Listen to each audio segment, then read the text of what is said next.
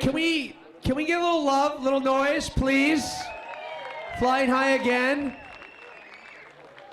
If that doesn't get your pulse going, kind of stoked, you want to see the white stuff falling, then nothing will.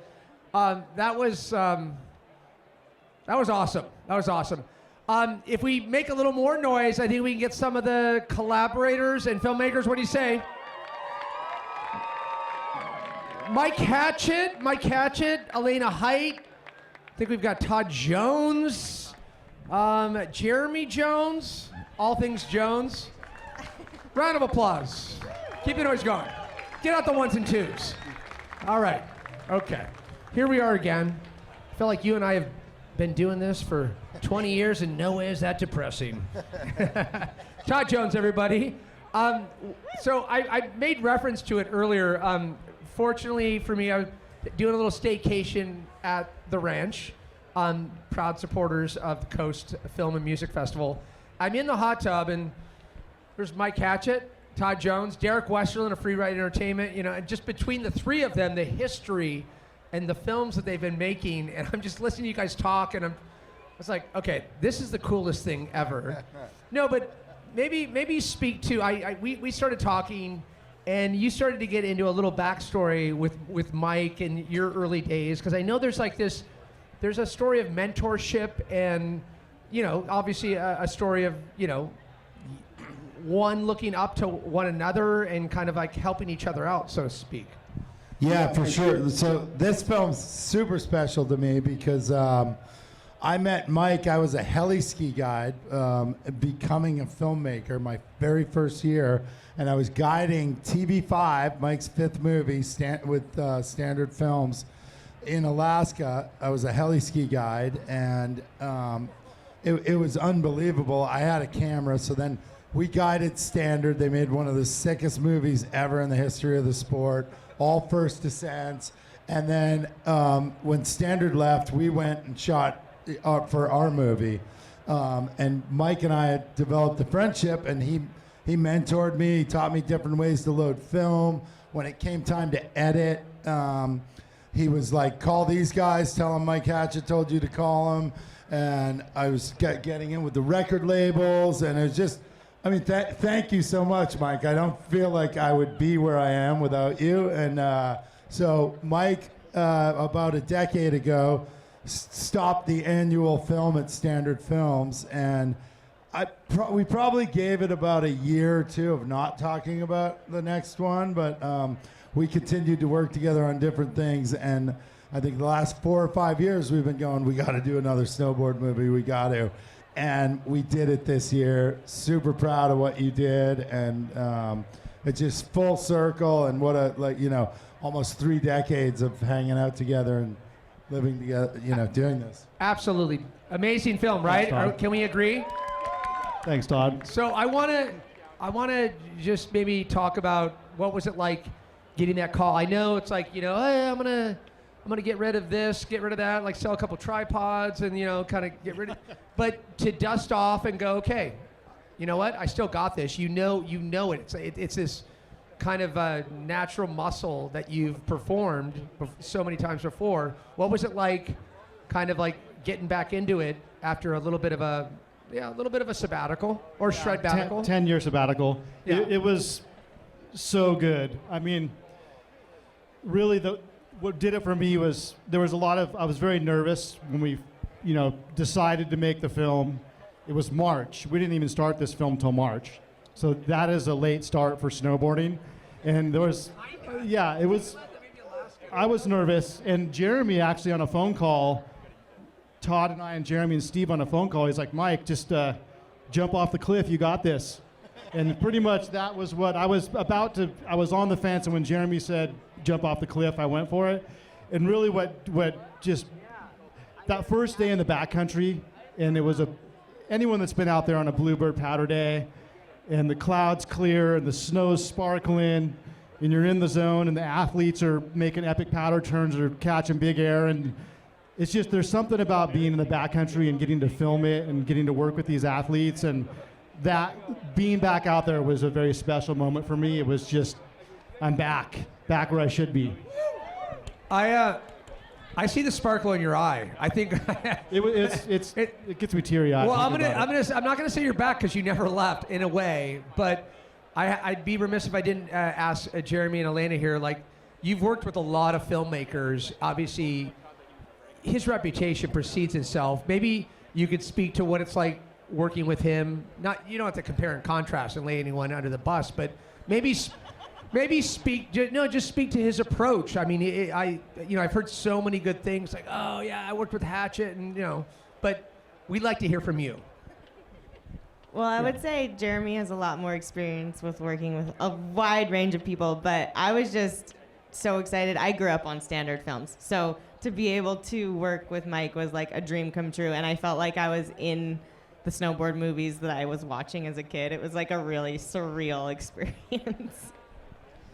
Yeah, and I mean, I would echo Todd's statement on how much standard films and Mike was such a pivotal role in our upbringing, and then we shot a lot of movies together, and just the energy, sure the stoke is there, but really dialed and like, let's go nail some awesome lines, but do it safely. And my highlight of the film was actually Mike and I would talk occasionally over the phone, and we talk about how it's going or what have you, and the edit and things, and to just listen to Mike be so fired up and describing the snowboarding, and I got this one shot that is like 28 seconds and I can't cut it, and gonna match it to this, and it's just backlit, smoky this with sun flares, and I'm just like, keep going, dude, keep going. Like,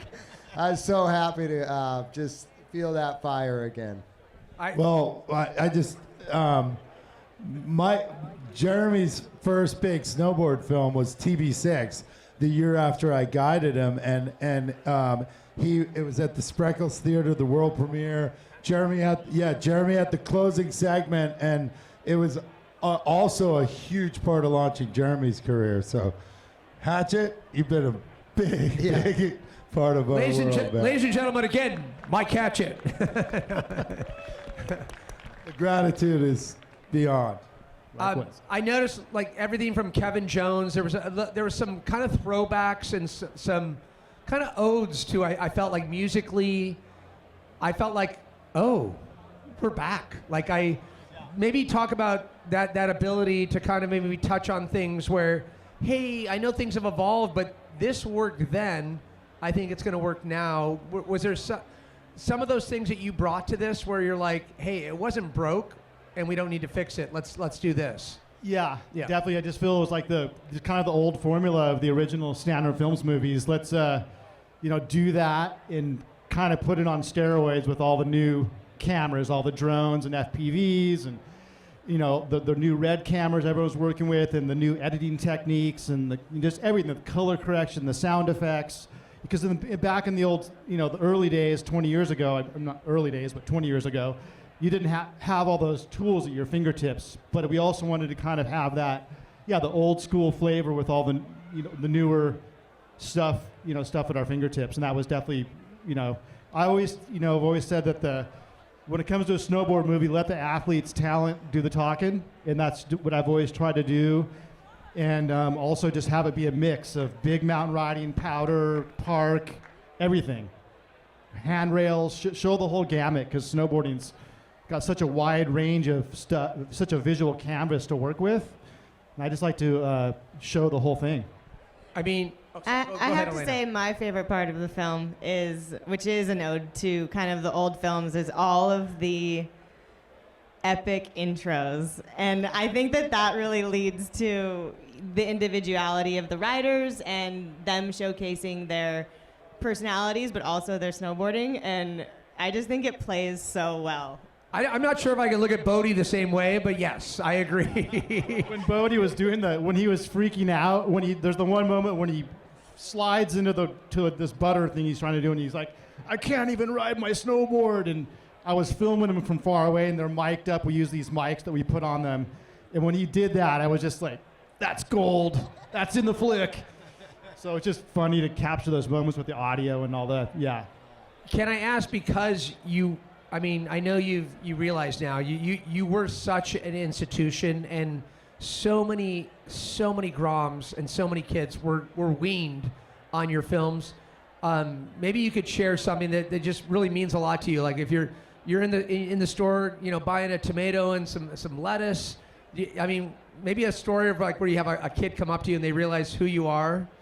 Yeah, it means a lot to me. It's humbling, and people will come up to me and like, I bought Standard Films TB5 when I was a kid. I'll be talking to someone that's maybe 40 years old, 45 years old, and you're the reason I moved to Tahoe, or you're the reason I went to Alaska, and that stuff means a lot to me because just like I said, being out in those bluebird powder days in the backcountry and feeling the magic of snowboarding and being with your friends, and when you can forget about all the other things in life and you can just strap on a snowboard and ride down the hill. And that, when people say they got stoked on a movie and I went to Alaska because of you, and Alaska's my favorite place in the world, hands down, to snowboard. And it just, when people say I went there because of you, it just soaks me out. Well, we try to impress it upon people just how big Alaska is. I've been lucky enough to go there, and you're just humble. Like instantly, I have to ask, because I know you got a little spinal bifida. You love all things spine. That last with Jackson's part, like when you see spines like that, maybe you guys could just explain just how difficult that is. To Elena, with your lines too. Yeah, your slough management, by the way, it's on point. I just want to say. So maybe just describe what's going on and how difficult that is. I don't think people can quite grasp it. I think you learn the hard way. I don't know, by getting taken out. But I would say, I learned a lot of what I know from Jeremy, so I'm going to let him answer this. Yeah, I mean, it's just, stopping's not an option with that stuff, and know your exit and try to keep it clean. And when things aren't going right, get over your exit. And yeah, because you will get flushed off the face, whether you want to or not. There's a pace you have to ride, and so that keeping your exit clean means it's often your overexposure at the top of these lines. But if something goes wrong, you make sure you at the below you is that exit ideally, and you just kind of, it's like hopping into this river where you have some control, but you don't have total control. You can't stop. So it's like when you drop in, you're going to the bottom one way or another. It's like a good acid trip. You just have to let go. I'm sorry. Oh, we're in Laguna Beach. It's okay. I can say that. Okay. All right. Well, I want to thank everybody.